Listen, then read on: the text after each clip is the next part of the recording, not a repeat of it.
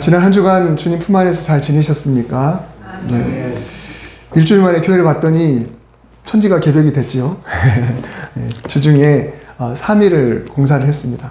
우리 김영철 권사님 또 우리 함영천 권사님 정말 수고를 많이 해주셨습니다.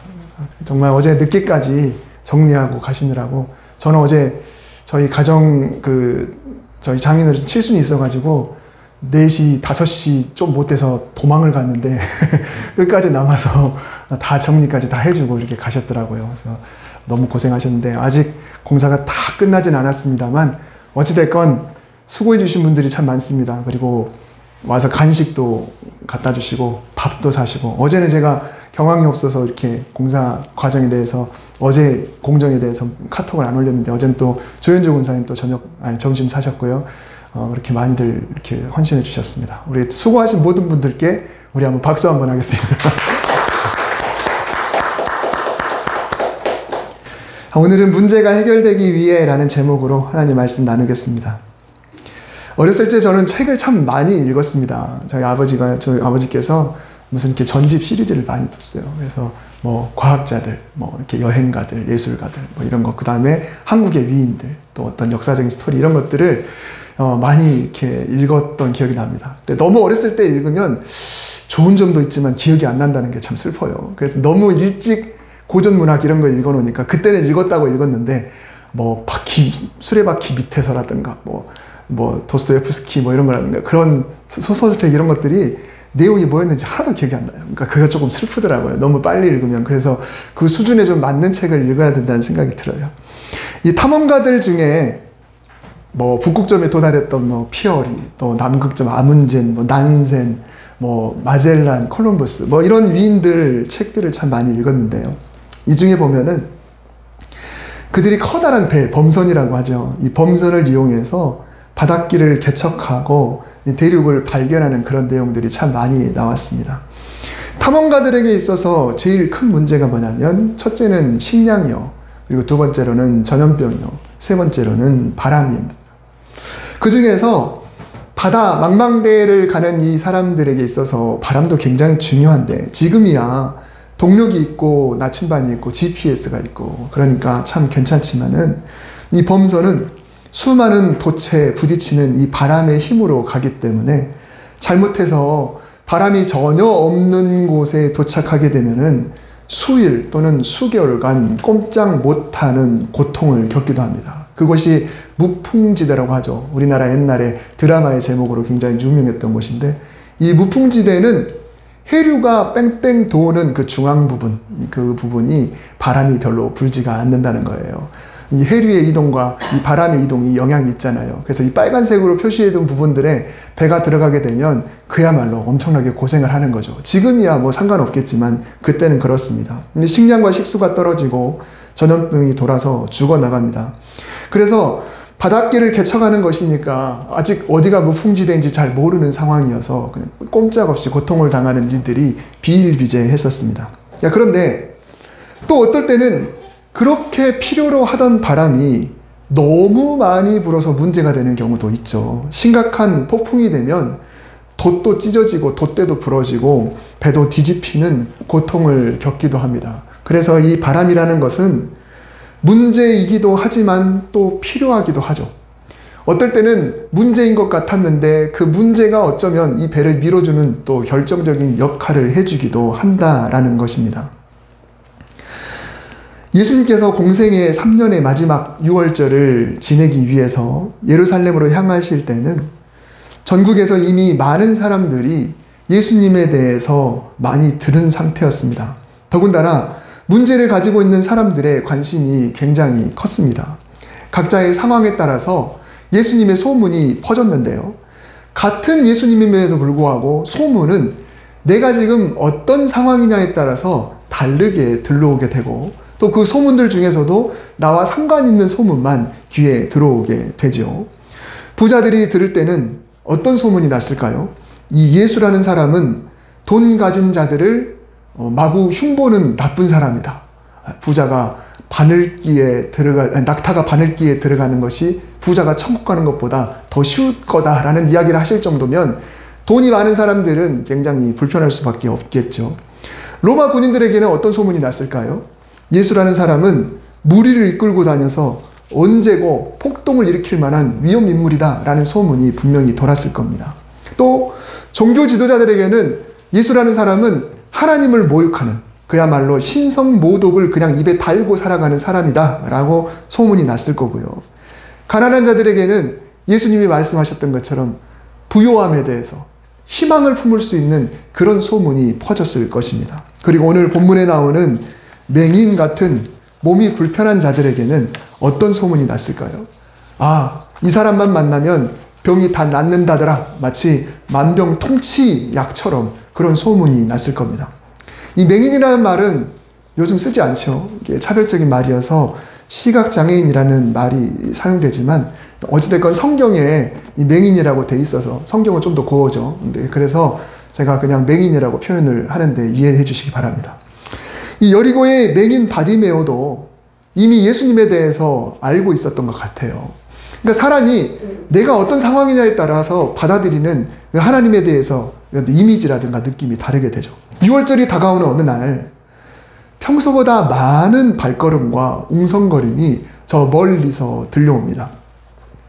이 사람은 앞을 보지 못한 상태이기 때문에 그만큼 귀가 많이 밝겠죠. 그래서 그 소리로도 오늘 뭔가 좀 다른데, 내가 평소에 듣던 소리가 다른데 무슨 일일까? 평소와 다른 군중의 발걸음, 그리고 먼지, 짐승의 울음소리, 이런 것들이 계속 들려오고 있습니다. 그래서 궁금해진 그가 주위에다가 물어봅니다.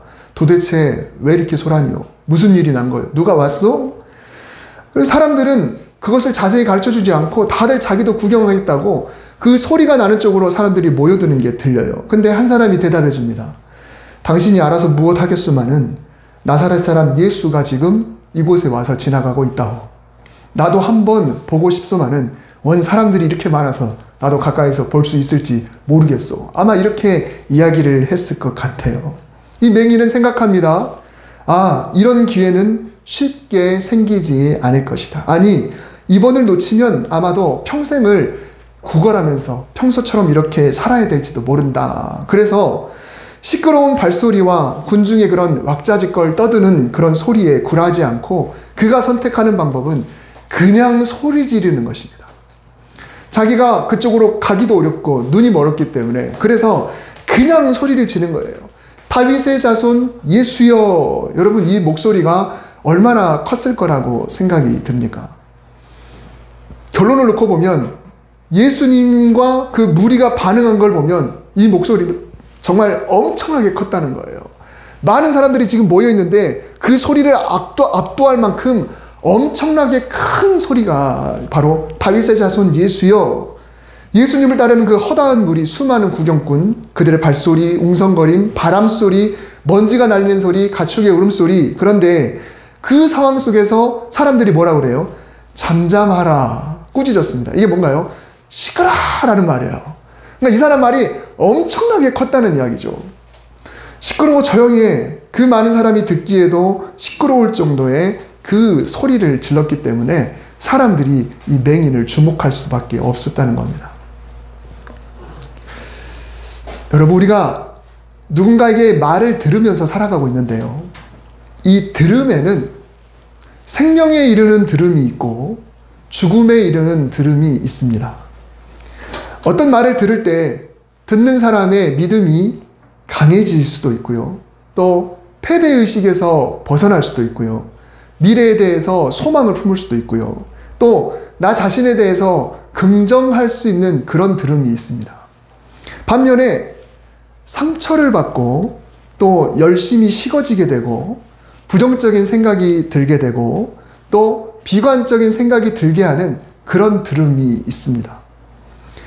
오늘 본문에서는 이 맹인이 예수님을 만나기까지 3번의 말을 듣게 됩니다.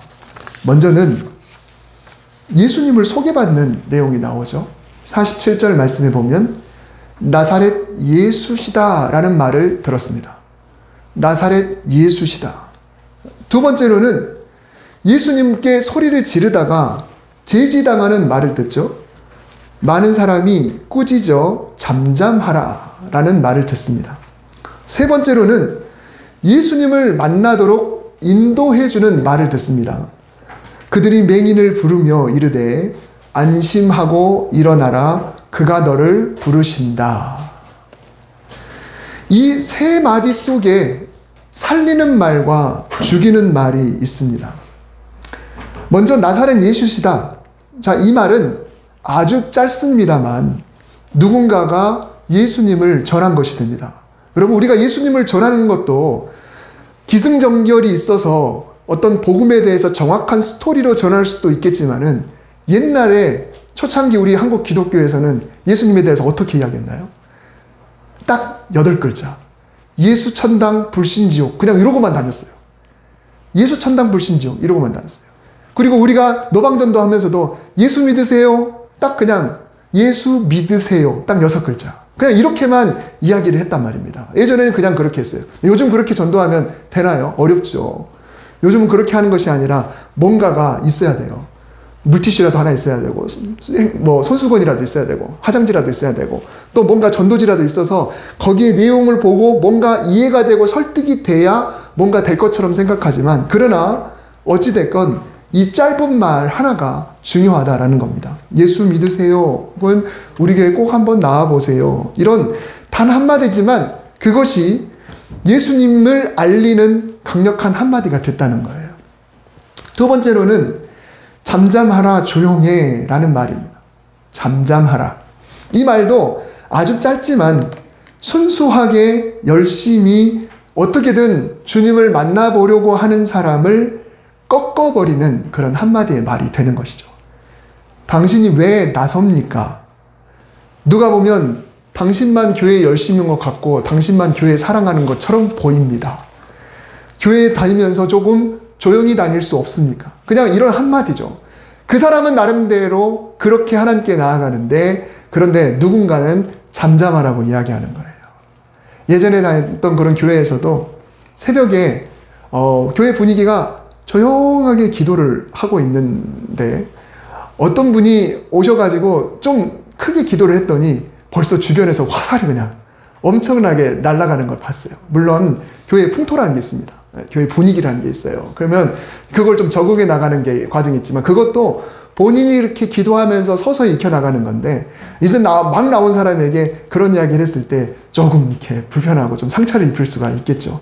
또 뭔가 좀 열심히 해보려고 노력하고 있는데 이런 말 한마디를 했을 때 마음에 굉장한 아픔이 생길 수밖에 없는 거죠. 어떤 책에 오래전에 읽었던 책인데 이런 이야기가 있어서 한번 소개해 드리겠습니다. 믿음이 깊은 어떤 부인이 불신자인 남편과 함께 교회에서 예배를 드렸습니다. 믿음이 깊은 어떤 부인이 불신자인 남편과 함께 교회에서 예배를 드렸습니다. 이 남편은 평소에 교회를 그렇게 싫어했고 교회에 다니는 아내를 못마땅하게 여겼습니다. 그러나 부인의 등살에 못 이겨 마지못해 교회에 나가게 되었던 것입니다. 그런데 그날 아침에는 하필 이 교회 담임 목사님이 부재중이어서 재능도 별로 뛰어나지 못하고 설교하는 태도도 어색하기만 한 낯선 목사님 한 분이 방문해서 담임 목사님 대신 설교를 했습니다. 이 부인은 집에 돌아가는 차 안에서 한참 동안 그 낯선 목사님과 설교에 대해서 이런저런 비판을 했습니다. 왜 그랬을까요?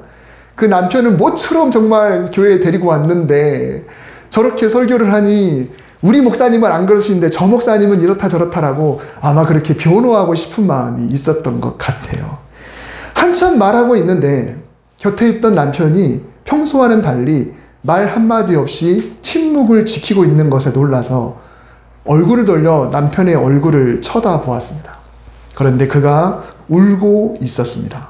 오늘 아침의 설교가 남편의 가슴에 회개의 화살을 쏘았던 것입니다. 믿음이 없는 남편을 깨우쳐주기 위하여 교회를 변호하기 위해 했던 이야기가 오히려 조롱하는 행위가 되어서 믿음의 회방을 놓는 결과가 되어서 그 아내는 양심의 가책을 많이 받아서 큰 고통을 느꼈습니다. 오늘 본문에서 사람의 마음이 어떤 말을 듣느냐가 큰 영향을 미치는데 우리는 때로 내가 이 이야기를 했을 때 그 사람이 어떻게 될 것인가를 너무 고려하지 않은 채로 내가 하고 싶은 말을 할 때가 있습니다. 오늘 본문의 환자가 다음으로 들은 말이 무엇입니까? 다음 말은 안심하고 일어나라 너를 부르신다 라는 것입니다. 이 말은 그 영혼을 품어주는 말입니다. 너무 힘들지, 어렵지, 신앙생활 하니까 더 어려운 마음이 생기지 않아? 가족이 방해해서 신앙생활이 수월하지 않지? 얼마나 힘들어. 기도응답이 쉽게 오지 않는 것 같아서 얼마나 힘드냐고. 그래도 안심해. 주님이 계시잖아. 주님이 손잡고 계시니까 힘내. 주님을 꼭 붙잡고 포기하지 마라. 이런 말들은 영혼에게 생명을 불어넣어주는 말입니다. 이 말을 듣는 자는 그 말을 해주는 사람들 때문에 오히려 더 살아서 힘이 나서 신앙생활 가운데 힘들어도 한 걸음 한 걸음 더 나아갈 수 있게 되겠죠.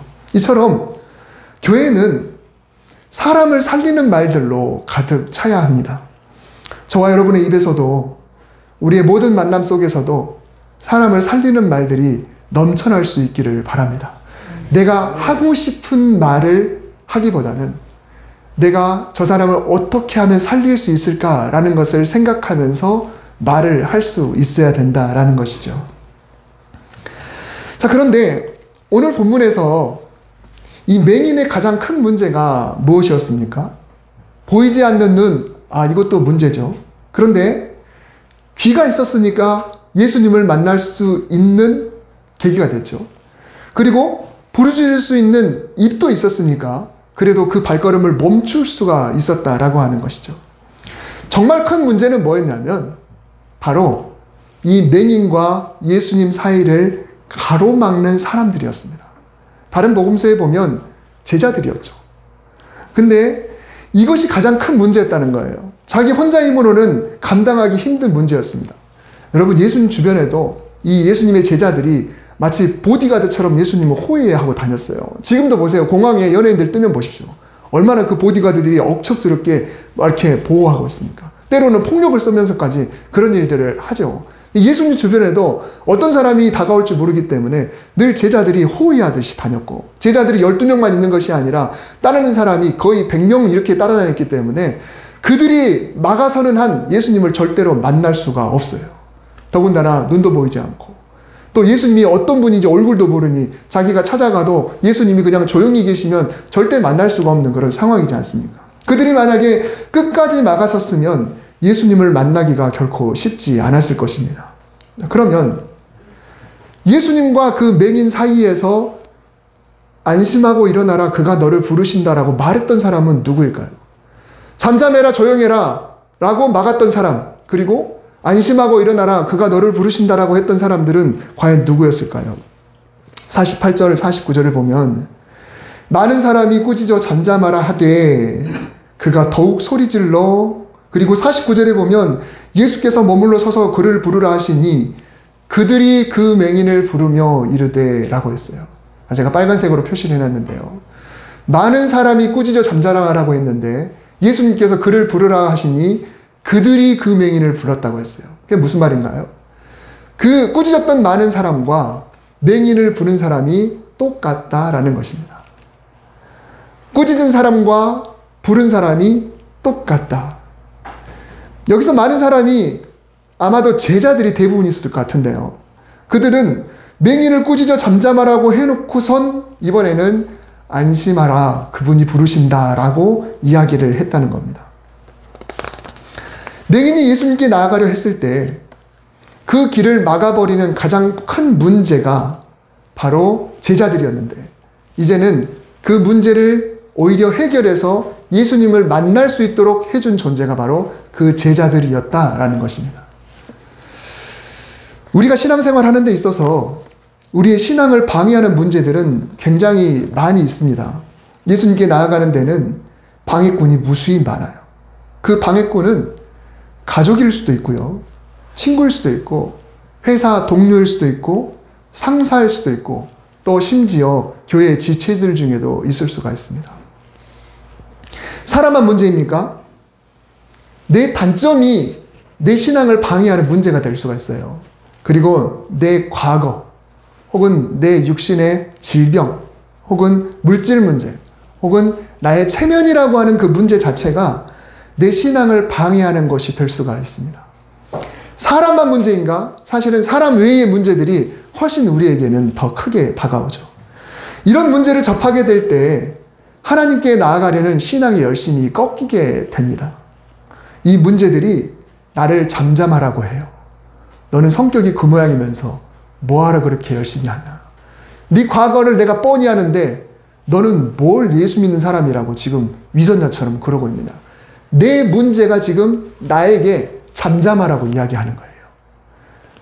내가 너를 뻔히 아는데, 네가 어떤 짓을 하고 사는지 아는데, 네가 과거에 어떤 사람인 줄 아는데, 네가 신앙생활 한다고 내 안에 있는 내 자아가 나에 대고 그런 이야기를 하는 겁니다. 잠잠해라.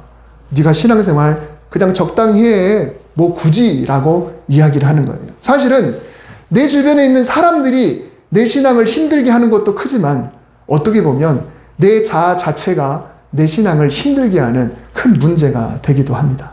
그런데 바디메오가 경험했던 것처럼 예수님께 나아가지 못하게 했던 그 문제가 오히려 이번에는 문제를 해결하도록 도와줄 수가 있다라는 것입니다. 어떻게 하면 이런 일들이 가능할까요? 한 가지 확실한 방법이 뭐냐면 바로 예수님이 개입하시기만 하면 된다는 겁니다. 지금 상황은 하나도 변하지 않았어요. 그런데 예수님께서 그냥 부르면 돼요. 예수님이 불러요. 그러니 방금은 시끄럽다고 막아서던 사람들이 갑자기 태세 전환을 해서 바꿔서 예수님이 부르시니까 안심하고 일어나라. 그가 부르신다라고 했더라라는 것입니다. 예수께서 머물러 서서 그를 부르라 하시니 여러분 이거면 전부입니다. 다시 말하면 우리의 주변의 인간관계뿐만 아니라 내가 가지고 있는 문제도 역시 주님이 개입하시면 된다라는 것이죠. 그래서 우리는 그저 주님이 개입해 주시기만을 위해서 간절히 사모하고 그분의 이름을 부르면 되는 거예요. 이 맹인이 어떻게 이 문제를 해결했나요? 큰 소리로 불렀기 때문에 그렇습니다. 그저 간절히 누가 맞건 말건 그 문제가 있건 말건 그저 예수님 아니면 안 됩니다라고 하는 간절한 부르짖음이 있었기 때문에 그분이 개입하시니 오히려 문제가 나를 도와주게 됐다라는 것이죠. 큰 바다를 항해하던 이들이 바람이 가장 큰 문제인데 그 바람이 이 배를 밀어주었던 그런 큰 역할을 했듯이 지금도 내 문제가 오히려 나를 밀어주는 일이 되는 것이죠. 아, 이게 내 문제였는데, 내 성격의 문제였는데, 내 과거의 문제였는데, 나에게 있었던 단점이었는데 오히려 그것이 내 신앙생활을 잘할 수 있도록 도와주는 그런 방향으로 바뀔 수도 있다라고 하는 것입니다. 꾸짖는 자들이 부르는 자들로 변하는 그런 은혜, 예수님의 단 한마디에 모든 문제가 역전이 되는 그런 은혜, 그것이 우리에게 필요하다는 것이죠. 하나님에 대한 열망, 그리고 신앙에 대한 신실한 욕심, 하나님께 헌신하고자 하는 그런 마음, 하나님을 사랑하는 마음, 그런 마음이 있다고 한다면 하나님께서 개입하셔서 나의 문제를 바꿔주셔서 그 문제가 오히려 나를 하나님과 더 가까워질 수 있도록 도와주는 놀라운 역사가 일어나게 될 것입니다. 그래서 여러분, 나를 가로막고 있던 가족들이 돌아서서 나의 신앙을 밀어주는 그런 은혜가 있기를 바랍니다. 정말 늘 가족이 내 발목을 잡는 경우가 있어요. 내 가장 가까운 사람들이 내 발목을 잡는 경우가 있습니다. 또 내 건강이 그렇고 내 물질이 그렇고 그럴 때가 있죠. 그러나 오히려 이것이 바뀌어서 내가 신앙생활을 더 잘할 수 있도록 하나님의 개입을 통해서 놀라운 변화가 일어나기를, 그러기 위해서 우리가 어떻게 해야 되나요? 다윗의 자손 예수여라고 부르짖는 그런 영혼의 그런 부르짖음이 우리에게 있어야 합니다. 그냥 주님, 이것이 대충 그런 것이 아니라, 목소리를 크게 하라는 것이 아니라 정말 온 마음을 담아서 주님이 아니면 안 됩니다 라고 하는 마음으로 부르짖을 때 오히려 문제가 역전되는 그런 은혜가 있기를 바랍니다. 여러분에게 가정에, 또 물질적으로, 또 인간관계로, 또 건강으로, 또 개인의 성격으로 여러 가지 묶여있는 것이 있다고 한다면 오늘 하나님께서 개입하셔서 이 놀라운 일들을 일으켜주시고 회복시켜주시기를 주님의 이름으로 축복합니다. 기도하겠습니다. 하나님, 문제 없는 사람은 없습니다. 그 문제 앞에서 좌절할 것인가, 그리고 포기할 것인가, 아니면 이 맹인처럼 다윗의 자손 예수여 나를 불쌍히 여겨달라고 온 마음을 담아 소리 지를 것인가? 주변에 있는 그 많은 사람들을 압도하듯이 그렇게 부르짖는 그런 간절함과 열정이 우리에게 있는가? 오늘 우리 스스로를 되짚어보면서 주님이 개입해 주시기를 간절히 구할 때 하나님께서 우리의 문제를 역전시키시사 우리의 모든 문제를 해결해 주시는 그런 은혜가 우리에게 있게 하여 주시옵소서. 오늘도 함께 하실 하나님, 정말 하나님께 부르짖는 그런 열정을 주실 하나님을 찬양하며 예수님의 이름으로 기도드립니다. 아멘.